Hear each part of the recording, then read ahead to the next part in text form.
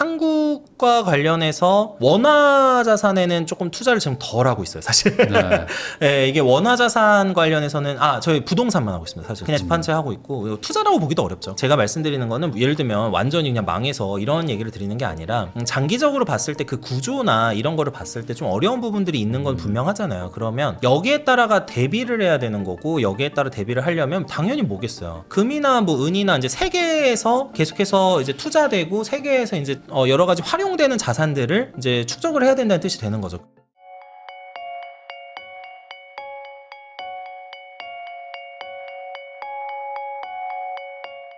박종경 변호사님하고 이야기 나누고 있는데요. 또 아까 저 투자파라고 하셨는데 결국에 이제 돈을 모아가지고 투자를 해야 되는 거 아니에요. 그리고 이제 이 시청하시는 분들도 대부분 돈 모아서 이제 투자해서 뭔가 좀 내 인생을 바꿔보고 싶은 분들이 많을 텐데 변호사님은 뭐 이제 투자도 하실 텐데 뭐 전반적으로 그냥 어떻게 보세요, 이 투자 환경에 대해서? 이게 제가 이 얘기했다가 제 채널에서 욕을 좀 많이 먹었는데 저는 사실은 위험 리스크 분산을 항상 중요시하는 스타일이에요. 근데 이거는 이제 소득이 제가 열심히 하려고 노력하는 과정에서 그런 거고, 만약에 소득을 늘릴 수 없는 상황이라고 하면 조금 리스크 있는 투자를 해야 되는데, 제 생각에는 그런 거죠. 한국과 관련해서 원화 자산에는 조금 투자를 지금 덜 하고 있어요, 사실.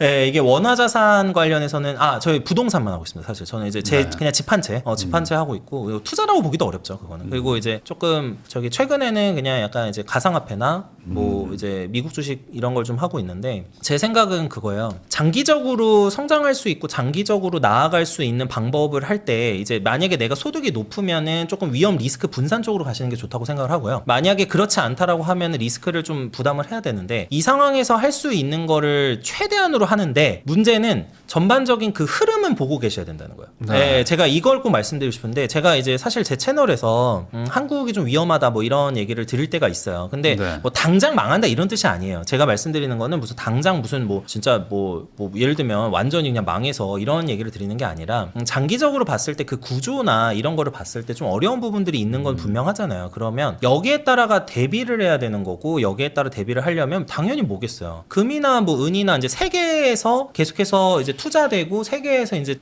여러 가지 활용되는 자산들을 이제 축적을 해야 된다는 뜻이 되는 거죠. 그러다 보니까 그 이제 사실 부자분들은 지금 이미 미국이나 이런 해외에서 법인 설립해서 부동산 취득하신 분들도 많은데, 그러니까 이런 생각을 계속해서 좀 사고를 넓혀가야 된다는 생각을 하고 있어요. 그래서 투자를 계속해서 하시려고 한다고 하면은 전반적인 그 흐름 정도는 파악을 하시면서 공부를 하시는 게 좋다, 이렇게 생각을 많이 하고 있습니다. 요즘에 그 유튜브나 이런 데 보면은 이제 경제 위기가 올 것이다, 뭐 이런 얘기들도 많이 하고, 그리고 또 경제 위기가 오기를 또 바라는 분들도 많은 것 같아요. 주로 이제 집값 떨어져라 이런 걸 많이 있는 것 같아요. 그게 어찌 보면은 이제 그냥 리셋을 하고 다 리셋하고 다시 시작하자 뭐 이런 마음이신 것 같기도 한데, 사실 이 경제 위기라는 게 오면 이 타격을 받는 게 또 이제 좀 다르잖아요. 계층마다. 뭐 어떻게 생각하시나요? 당연히 이제 중산층하고 서민층 그리고 가난하신 분들 제일 타격을 입겠죠. 이게 이제 그래서 저는 그런 얘기 들을 때마다 되게 무서워요, 사실. 왜 무섭냐면 저 얘기를 하고 있는 분이 어려워지는 게 아니라 사실은 내 삶이 어려워질 수 있거든요. 근데 한국 경제가 실제로 크게 흔들리면 항상 그 생각을 하셔야 됩니다. 어떤 나라든 경제 위기가 오면은 부유층과 그 빈곤층의 빈부격차는 커집니다. 이게 이제 한국에선 제일 대표적이었던 게 IMF 시기, 그 다음에 2008년 경제 위기 시기였죠. 그리고 코로나 시기 때도 솔직히 그때 벼락거지라고 많이 얘기를 하면서 벌어졌던 이유가 뭐냐면, 코로나 때 그 기본적으로 유동성이 풀렸기 때문에 이제 자산이 불어난 부분도 있지만, 사실 그 코로나 시기가 그 기본적으로 저소득계층의 직업이 많이 사라지기 시작한 시기이기도 해요. 주로 이제 자영업과 관련된 시기나 뭐 일반적인 좀 소매업이나 이런 것들이 굉장히 많았고, 이거는 뭐 이미 많은 경제 통계나 연구에서 많이 나와 있죠. 그러니까 한국 경제가 사실 크게 흔들린다는 거는 가장 어려운 분들이 더 어려워질 수 있는 거지, 이거를 너무 기다리시는 거는 저는 조금 잘 모르겠어요. 이게 오히려 어려운 분들한테 어려워져라 뭐 이런 거랑 완전히 똑같거든요. 그래서 이제 주로 이게 이 얘기가 나오는 이유는 이거죠. 자산 가치가 떨어지면 내가 그때 살 수 있을 거야라는 어떤 전제를 가지고 리셋됐으면 좋겠다고 생각하시는 분들이 좀 있는 것 같아요, 제 생각에는. 근데 자산 가치가 리셋됐을 때, 근데 문제는 그 자산 가치가 소위 말해서 뭐 부동산이 50% 폭락을 했다, 예를 들면요. 그랬으면 과연 그때 주식시장이 정상일까요? 그러면 주식시장은 기본적으로 회사의 기업 가치에 대한 투자니까, 그러면 그 기업은 정상일까? 아니겠죠. 그러니까 그 대량 실업 사태나 대량 해고 사태가 발생을 할 겁니다. 이건 너무 뻔한 거거든요. 근데 이거를 기다린다는 거는 완전히 그냥 우리 다 같이 망하자밖에 안 되기 때문에, 저는 그건 좀 반대하는 편이에요. 예. 어찌 보면 이 경제에 대한 어떤 뭐 기초적인 어떤 지식이나 아니면 어떤 그런 경험 이런 것들에 대한 부족, 그러니까 소위 말해서 뭐 안 좋게 얘기하면 이제 경제 문맹 뭐 이런 얘기들이 나오잖아요. 네. 이런 것들이 좀 더 많아지는 것 같기도 하고 요즘에 좀 어떻게 보세요? 이 경제 교육에 대한 좀 부족이 느껴지는 것 같기도 하고. 네, 제가 이제 그 경제 관련해서도 이제 저희 채널에서도 많이 말씀드리는데 그 기본적으로 경제서나 이런 거를 공부하시는 분이 많지 않은 것 같아요. 제가 봤을 때는. 그리고 점점 더 지금 무서워지는 게 뭐냐면 저는 항상 말씀드리는 게 희망과 예측을 구분해야 된다고 말씀을 드려요. 그러니까 네. 뭐냐면 내가 예를 들면 그러니까 제가 집값이 무조건 떨어진다도 아니고 무조건 오른다도 아니에요. 근데 그냥 집값을 예로 드시는 게 제일 편하니까 말씀드리는 건데 예를 들면 집값이 떨어졌으면 좋겠다라고 하는 게 이게 희망인지 예측인지를 구별해야 된다는 거죠. 근데 대다수는 이건 인간의 심리상 어쩔 수가 없는 게 사람은 자기가 그 듣기 싫고 내가 버틸 수 없는 이야기를 계속해서 배척합니다. 그래서 내가 듣고 싶은 이야기를 듣고 싶은데 가령 내가 1억을 들고 있는데 만약에 뭐 강남의 집값이 뭐 평균 30억에서 한 갑자기 5억이 됐다. 그러면 네. 그때 대출 받아서 살 수 있겠네. 이런 생각을 하실 수도 있는데 그런 생각은 이제 굉장히 위험한 생각인 거죠. 그러니까 내가 당장 이제 경제에 대해서 이해를 하고 이거에 대해서 제대로 보려고 노력을 하는 게 좋지. 내가 희망을 섞어서 그렇게 됐으면 좋겠어라고 생각하면서 여기를 준비하고 있는 거는 아니라고 생각하는 거죠. 그러니까 근데 이런 지금 생각을 하는 분들이 많아지고 있는 이유는 경제에 대해서 기본적으로 이거는 사실은 좀 SNS 환경도 영향을 줬다고 생각을 해요. 왜 네. 그러냐면 이제는 내가 듣고 싶은 이야기만 알고리즘에 뜨는 시대가 돼버렸습니다. 그래서 내가 듣기 싫은 이야기를 들을 수가 없는데 가령 과거로 예를 들면요. 과거에는 주로 매체가 신문이나 뭐 이런 것들이었잖아요. 그러면은 신문은 내가 처음부터 끝까지 보면서 내가 보고 싶지 않은 것도 보고요. 그 다음에 내가 보고 싶은 것도 봐요. 그러니까 이런 식으로 이렇게 넘겨가면서 자연스럽게 이렇게 좀 기본적으로 이제 좀 뇌의 균형을 찾는 부분들이 있는데 제가 생각했을 때 요즘에는 내가 원하는 거. 그래서 제가 한번 저는 이제 항상 양쪽의 컨텐츠를 다 보거든요. 예를 들면 네. 부동산이다 그러면 부동산 폭락한다고 주장하는 분도 보고 이제 당연히 오른다는 분도 봐요. 근데 양측을 이렇게 보는 분들이 점점 줄어드는 거예요. 그러니까 이러다 보니까 계속해서 그 경제 문맹이라는 건 결국에 뭐냐면 내가 편향되지 않고 희망과 예측을 구분하려면은 기본적인 사고틀이나 지식이 있어야 되는데 이게 계속해서 편향적으로 제시되고 편향적으로 받아들여지게 되니까 경제 문맹이 좀 더 많아지고 심해진다고 생각을 합니다. 그리고 반면에 또 이게 어떤 부분도 있냐면 어떤 분들은 굉장히 똑똑해져요.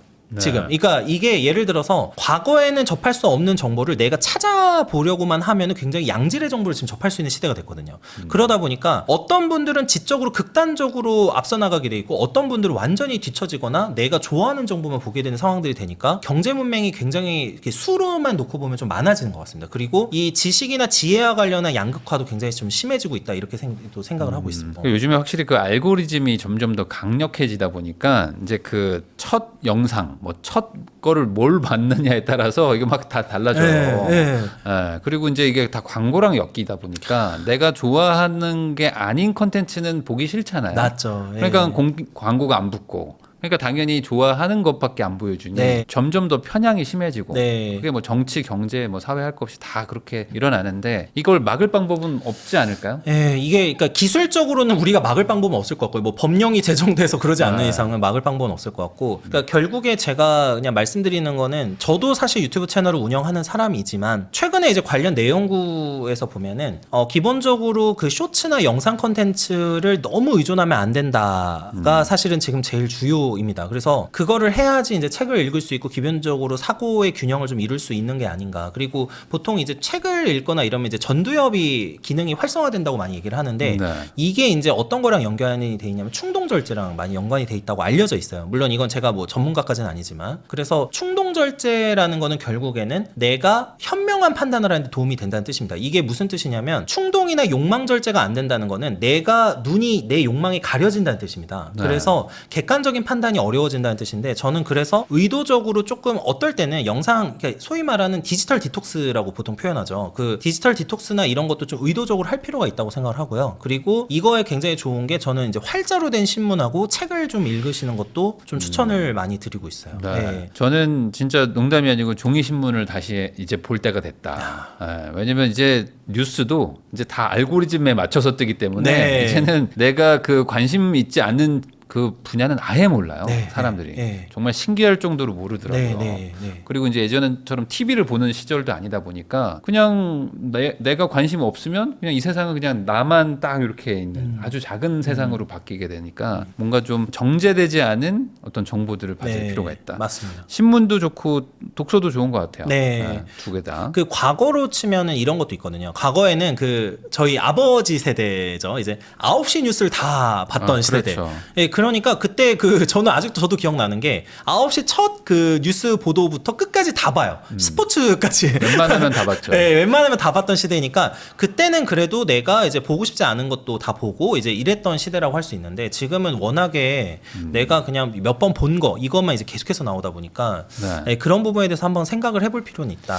그러면은 이제 요즘에 그런 얘기들이 많이 나오잖아요. 물론 뭐 이게 뭐 전문가들도 맞출 수 없는 얘기지만 경제가 지금 뭐 약간 좀 너무 고평가됐다, 뭐 좀 버블이다, 뭐 이런 얘기들이 막 나오고 있고, 네. 뭐 돈도 너무 많이 풀렸다, 네. 뭐 미국도 국채 때문에 뭐 부채가 너무 많아서 좀 힘들다 네. 이런 얘기들 나오는데 결국에 경제라는 거는 버블과 뭐 어떤 뭐 위기 이런 걸 반복하는데 이런 시대에서 살아가는 우리는 뭐 어떻게 이걸 좀 해야 네. 되냐 네. 이 부분에서는 어떻게 생각하세요? 저는 이렇게 생각을 하고 있는데요. 가장 좋은 거는 이제 원래는 나라 사이에서 분산해 놓는 거죠. 네. 네. 그러니까 이제 원래 가장 좋은 전략은 이제 한국에만 투자하는 게 아니라 사실 외국에도 투자를 하고 이런 식으로 분산을 해 놓는 겁니다. 그리고 가장 큰 중요한 두 번째는 내가 스스로 이제 돈이 자산이 사라져도 당장 생존할 수 있는 능력을 배양하는 건데 그 중에 제일 대표적인 게 외국어 능력입니다. 네. 그 외국어 능력하고 그 다음에 내가 몸으로 일하든 어떤 일이든 뭐 아니 프리랜서로 일하든 어디서든 계속 일을 받을 수 있는 구조. 그러니까 이거를 좀 만들어 놓는 게 개인의 생존 전략적으로는 굉장히 중요하다고 많이 생각을 하고 있고요. 그리고 저는 그런 생각을 해요. 저도 이제 뭐 신이 아니고 뭐 예측은 불가능한 거고 물론 뭐 저는 막 그 이제 한국에서는 주로 많이 제기되는 문제가 가계부채 문제. 뭐 특히 네. 이제 부동산 대출이 과도하다 뭐 이런 얘기가 많이 나오고 있고 저 같은 경우는 사실 그거에 동의하진 않아요. 저는 이제 왜냐하면 이미 DSR이나 LTV나 여러 가지 DTI나 이런 거 규제를 한 지가 상당히 오래됐고 그 이제 전전 정부죠. 전전 정부부터 그런 규제를 해왔었기 때문에 어느 정도는 막 그렇게까지 버블이 껴있는 거는 아니라고 보는 입장이긴 해요. 근데 네. 이것도 저도 틀릴 수 있어요. 당연히. 저도 틀릴 수 있으니까 항상 그런 생각을 하는 거죠. 내가 지금 생존을 하려고 하면은 내 수중에 당장 이제 현금으로 가용할 수 있는 돈이 얼마인가를 계속 생각해 보시는 게 제일 좋아요. 그리고 그 어떤 투자를 할 때도 저는 이렇게 투자하는 편인데 그 부익남님께서도 뭐 예를 들면 연봉에 맞는 집값, 네. 집 투자 이런 것도 말씀해 주시잖아요. 저는 좀 공감하는 게 저는 그 예를 들면 저도 이제 집이 있고 대출을 납입을 하고 있는데 예를 들면 갑자기 제가 하고 있는 법률사무소가 망했다고 가정을 하면 몇 달 동안 대출 이자를 납입을 못 할 수 있잖아요. 사실 저희 업은요 제일 많이 보는 게 경매예요. 네. 왜냐면 예를 들면 이제 아시겠지만 근저당권이 실형이 되면 임의경매가 시작이 되잖아요. 네. 임의경매라는 거는 그냥 3달 정도 이자 납입 안 하면 그냥 은행이 그냥 넣으면 바로 경매 시작이 돼요. 그러면 그거를 그러면 어떻게 대비할 거냐? 항상 내가 한 뭐 6달치에서 한 1년치 정도는 대출 이자를 납입할 수 있는 수준의 현금은 보유하고 있으면 되는 거예요. 그러니까 이런 식으로 사고를 해야지 이게 그냥 언제 무너질지 예측을 하면서 맞춘다. 저는 사실은 그런 전략은 조금 못할 것 같아요. 예, 그거는 신이고 저는 제 무지를 많이 알고 있기 때문에 이제 신의 전략을 쓰기보다는 정확한 시점을 완벽하게 예측하기보다는 내가 미국 주식을 들고 있는데 미국 주식이 떨어지면 어떻게 할지를 먼저 고민하는 거죠. 예, 그러니까 이제 그런 걸 하면서 계속해서 지속적으로 이제 납입을 하거나 뭐 투자를 계속해서 하는 이런 쪽으로 하시는 게 훨씬 더 좀 저는 맞지 않나 이런 생각을 하고 있죠. 예. 말씀하시는 게 이제 예측을 하는 게 아니라 대응을 하라고 많이들 얘기하는 그 부분을 좀 말씀을 하신 것 같고 사실 일반적인 사람들 뭐 저도 포함해서 어떻게 미래를 맞추겠습니까? 네. 그럼 결국에 그런 일이 생기면 어떻게 하지? 그리고 그런 일이 생길 확률이 얼마일까? 네. 이 정도를 가지고 최대한 좀 대비를 한다. 맞습니다. 정도로 생각하시는 거죠. 네. 아까 가상화폐도 투자하시신다고 하니까 그냥 개인적으로 한번 여쭤보는 거예요. 네, 왜냐면 네, 이제 네. 가상화폐는 대부분 다 심리가 중요하기 때문에 네. 요즘에 이 가상화폐에 네네네. 대해서 되게 좋게 보는 분들도 있고 안 좋게 보는 분들도 있는데 저 20, 30대 분들 좀 만나보면은 거의 대부분 가상화폐를 되게 많이들 하시고 그렇죠. 좋게 보시는 그리고 분들 이제 많아요. 한국은 끝났다는 거에 베팅하시는 분들이 거의 꼭 이제 뭐 비트코인이나 알트코인 이런 것들 많이 하세요. 네네네 맞습니다. 소위 말하는 이제 거의 전 재산을 다 가상화폐만 사는 이런 케이스들도 좀 요즘에 많은데 네네. 그냥 투자하신다고 하니까 어떻게 보십니까 그런 거에 대해서? 저는 제가 선호하는 전략은 아닌 것 같아요. 그러니까 이제 저는 어떤 느낌이냐면 이렇게 해요. 저 비트코인하고 저는 지금 달러랑 금은 이런 식으로 많이 하는데 내가 어떤 거를 조정을 하거나 투자를 할 때 네. 기본적으로 배분을 하는 게 중요하다고 생각을 하거든요. 그리고 현금도 들고 있어요, 항상. 네. 네, 왜냐하면 떨어지면 사야 되니까.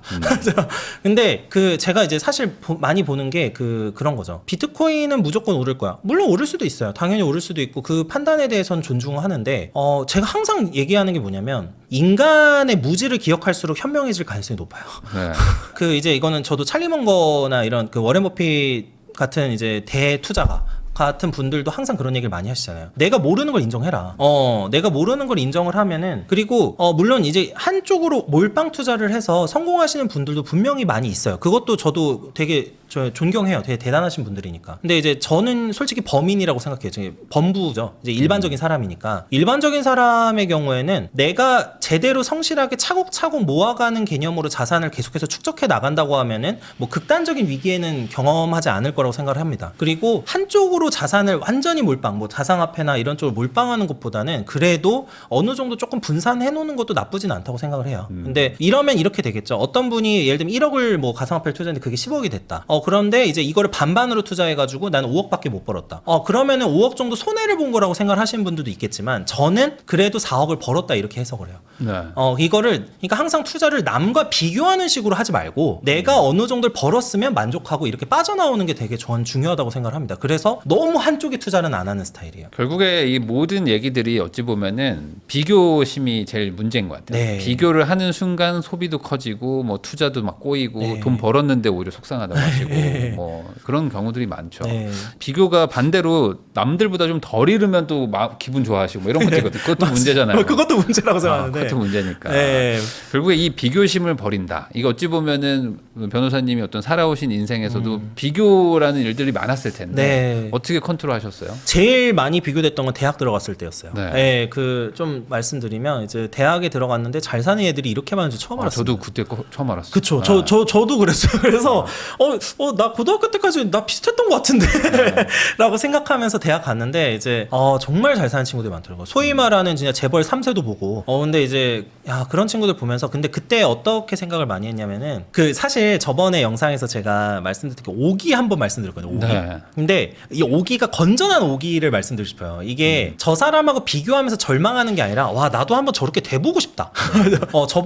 돼보고 싶다. 그리고 나의 능력에 대해서 깊은 자신감이 있으면 저는 이 비교에서 조금 벗어날 수 있다고 생각해요. 왜 비교가 있다고 생각을 하냐면 저는 항상 제 지론이 하나 있는데 비교는 내가 고정돼 있다고 생각해서 오는 거예요. 네. 그러니까 예를 들면 내 상태가 고정돼 있다. 나는 이 위치에 계속 있을 거야 라고 생각을 하니까 비교를 하면서 비참해지거든요. 그렇게 생각하지 않고 나는 내 인생이 점점 더 나아질 가능성이 높다라고 생각을 많이 했었던 것 같습니다. 저는. 그래서 그리고 이거에는 하나의 딱 믿음이 있었는데 그러니까 요즘에 이런 얘기하면 제 꼰대 소리 참 많이 듣기는 하는데요. 이제 노력은 기본적으로 성과가 생긴다. 그러니까 노력으로 성과를 만들 수 있다라는 믿음은 있었던 것 같아요. 그래서 이 노력을 해서 하나하나 만들어 나가는 이제 특히 대학교 때가 그런 시기잖아요. 그러니까 그런 거 하면서 그래서 저는 그냥 그때 솔직히 말씀드리면 저 도서관 집 강의실 그리고 알바 이거밖에 안 했어요. 네. 그러니까 왜냐하면 나는 진짜 좋아지고 싶은데 방법을 모르겠는 거예요. 저 그때 솔직히 방법을 모르니까 그러면 할 수 있는 게 내가 하고 있는 거에 최선을 다한다. 그리고 이제 제가 알바하면서 좀 사람도 많이 만나려고 많이 노력했는데 다행히 제가 운이 좀 좋았던 거는 조금 그래도 제가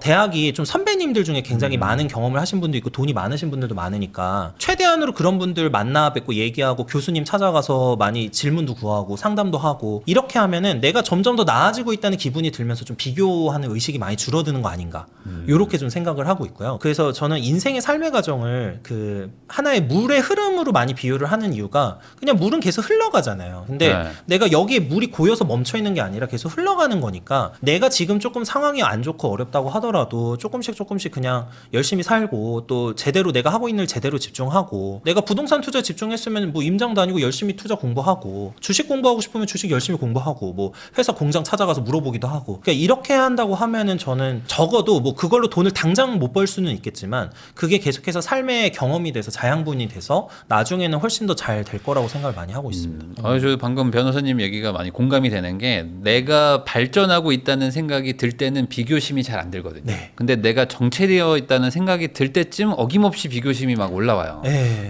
그 말은 반대로 얘기하면 내가 사실은 나를 발전시키려고 해야 되는 거지 그걸 안 하고 있기 때문에 이런 뭔가 비교도 되고 네. 뭔가 좀 좌절감도 오는 거가 아닌가라는 생각도 좀 듭니다. 지금까지 박종경 변호사님 모시고 뭐 평범한 사람들이 가져야 될 마인드와 그리고 어떤 행동들을 해야 되는지 그리고 그런 것들이 어떻게 인생을 바꾸는지에 대해서 한번 이야기 나눠봤는데요. 이런 내용들 잘 참고하셔가지고 본인의 어떤 마음가짐부터 마인드 세팅까지 잘 해보시면 아마 조금씩 인생이 바뀌는 경험을 하지 않을까라는 생각이 듭니다. 지금까지 귀한 시간 내주셔서 시청해주신 거 감사하다는 말씀 전하면서 저도 인사 나누도록 하겠습니다. 오늘 나와주셔서 감사드립니다. 네, 감사합니다.